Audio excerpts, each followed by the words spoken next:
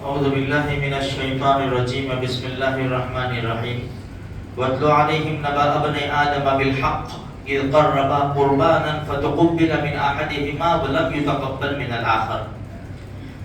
دیکھو ذی الحجہ کا پہلا اشرا چل رہا ہے۔ ایک بات یہ بتائی گئی تھی بھئی تکبیر تشریق جو ہے وہ الگ ہے، وہ 9 ذی الحجہ کی صبح نماز سے شروع ہوتی ہے۔ ہر فرض نماز کے بعد اللہ اکبر لا الہ الا اللہ واللہ اکبر وللہ الحمد، وہ الگ ہے۔ لیکن روایات میں آتا ہے کہ عبداللہ ابن عمر رضی اللہ تعالیٰ عنہ اور ابو ہریرہ رضی اللہ تعالیٰ عنہ فرماتے ہیں کہ یہ تکبیر جیسے ذی الحجہ کا چاند نظر آ جائے ہر مسلمان کو پڑھنی چاہیے۔ جب بھی یاد آوے یہ تکبیر ہم پڑھے۔ یہ دونوں حضرات تو اسپیشل بازار میں جاتے تھے اور زور سے تکبیر پڑھتے تھے، ان کی تکبیر سن کر دوسرے لوگ بھی تکبیر پڑھا کرتے تھے۔ اس لیے ایک بات یہ یاد رکھیں کہ ہم تکبیر پڑھتے رہے جب بھی یاد آئے۔ دوسری بات یہ ہے کہ جس آدمی کی طرف سے قربانی ہے تو ذی الحجہ کا چاند نظر آ جائے اس سے پہلے اپنے بالوں کی ناخن وغیرہ کی صفائی کر لے۔ ذی الحجہ کا چاند نظر آ جائے اس کے بعد بال اور ناخن نہ کاٹنا یہ مستحب ہے، ضروری نہیں ہے، واجب فرض نہیں ہے کہ نیج کاٹنے کے۔ کسی کے ناخن بڑھ گئے، کسی کا چہرہ بڑھ گیا، کسی کی مونچھیں بڑھ گئی تو ضروری نہیں کہ نہ کاٹیں، کاٹ سکتے ہیں۔ اگر پہلے ہم فارغ ہو گئے، مستحب میں داخل ہو گئے، اس کا ثواب مل جائے گا۔ اور اگر نہیں کر سکے، یہ دنوں کے اندر کر رہے، بال کاٹ رہے، ناخن کاٹ رہے، تو کوئی گناہ کا کام نہیں ہے، کر سکتے ہیں، ٹھیک ہے۔ جو قرآن کریم کی آیت میں آپ کے سامنے پڑھی وہ قربانی کے بارے میں ہے۔ دیکھو قربانی کوئی نیا طریقہ نہیں ہے، یہ شریعت کا اور محمد رسول اللہ صلی اللہ علیہ وسلم کی امت کا نیا طریقہ نہیں ہے۔ یہ قربانی آدم علیہ نبینا علیہ الصلوۃ والتسلیم سے چلی آ رہی ہے۔ اگرچہ قربانی کے طریقے کچھ الگ الگ ہوتے تھے لیکن قربانی ہے۔ یہاں تک کہ ہماری ملک کے اندر جو قومیں بس رہی ہے ان کے وہاں بھی اگر غور کرے تو ان کے وہاں بھی قربانی دیتے ہیں وہ لوگ، لیکن طریقے الگ الگ ہیں، ہمارا طریقہ بالکل الگ ہے۔ دیکھو آدم علیہ السلام کی شریعت میں کیا تھا کہ جو قرآن کہہ رہا ہے وَاتْلُ عَلَيْهِمْ نَبَأَ ابْنَيْ آدَمَ بِالْحَقِّ، آدم علیہ السلام کے 2 بیٹوں کا قصہ ہے۔ اِذْ قَرَّبَا قُرْبَانًا، جب دونوں نے قربانی پیش کی۔ واقعہ تو ہم نے سنا ہے کہ ان لوگوں نے کیوں قربانی کی تھی۔ حابیل اور قابیل دونوں کا جو بھی کچھ معاملہ تھا تو آدم علیہ السلام نے فرمایا قربانی پیش کرو، تو قرآن کہتا ہے اِذْ قَرَّبَا قُرْبَانًا۔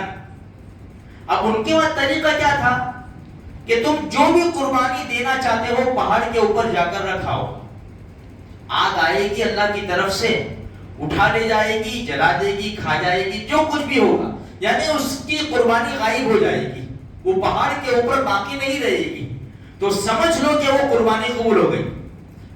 اور جس کی قربانی رہ گئی تو سمجھ لو کہ اس کی قربانی مردود ہو گئی۔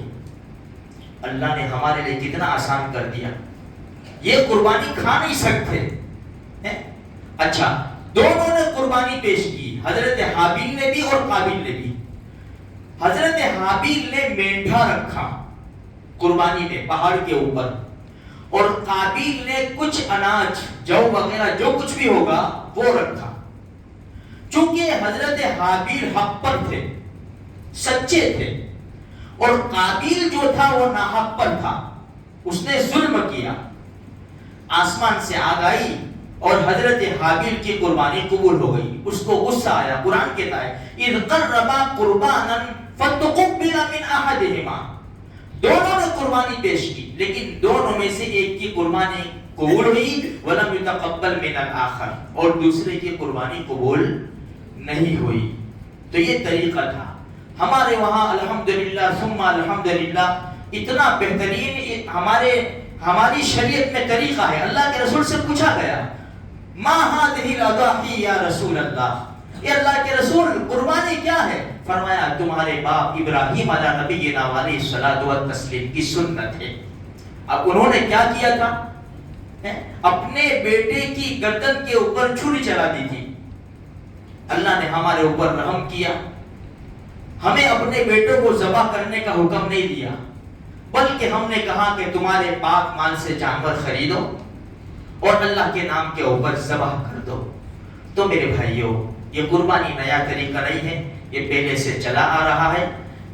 اور جس آدمی کے پاس اتنا پیسہ ہے، جس کے اوپر صدقہ فطر واجب تھا، جس کے اوپر یہ زکوٰۃ واجب تھی، فرض تھی، اتنا پیسہ ہے کسی کے پاس، صاحب نصاب ہے، تو اس کو قربانی ضرور کرنی چاہیے. ضرور قربانی خوشی سے کرنا چاہیے، اللہ کا حکم سمجھ کر کرنا چاہیے. اللہ ہمارے مالوں کا لن ینال اللہ لحومها ولا دماؤها ولکن ینالہ التقوی منکم، یہ بہت بڑی بات قرآن نے آج سے 1450 سال پہلے بتائی ہے، آج ہماری آنکھوں کے سامنے ہے. اللہ فرماتے ہیں کہ تمہارا گوشت اور تمہارا خون ہم کو نہیں پہنچتا، ہم اس کے محتاج نہیں ہیں، ولکن ینالہ التقوی منکم، تمہارے دل کی کیفیت ہمارے پاس آتی ہے کہ ہم نے تمہارے اوپر قربانی تھوپی ہے، ہم نے مال دیا تم کو، صاحب نصاب ہم نے تم کو بنایا ہے، اور ہم نے چھوٹا سا حکم دیا کہ تمہارے اتنے زیادہ مال میں سے اتنا اللہ کے نام کے اوپر قربان کرو. تم جی چرانے بیٹھ گئے، جی چرانے بیٹھ گئے.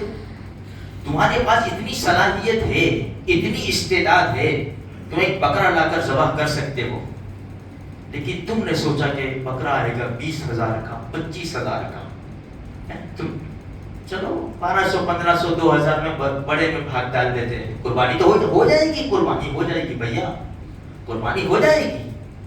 لیکن تم نے کیا سوچا؟ اپنی بچی کی شادی میں تم نے یہ سوچا، شادی تو 50,000 میں بھی ہو سکتی ہے، تم نے 10 لاکھ خرچ کرنے کا سوچ لیا تم نے. خیر یہ باتیں ہمارے سامنے آئے گی. تو جس آدمی کے اوپر قربانی، اور دیکھو جتنے بھی صاحب نصاب ہے، یہ بات بھی انشاءاللہ آئے گی، اگر گھر میں 5 ممبر جوان ہیں اور 5 صاحب نصاب ہے، تو ہر ایک کی طرف سے الگ الگ قربانی واجب ہے. اس لیے کہ نبی کریم صلی اللہ علیہ وسلم نے ارشاد فرمایا، جس کے اوپر قربانی واجب ہو اور وہ قربانی نہ کرے، وہ ہماری عیدگاہ کی طرف نہ آئے.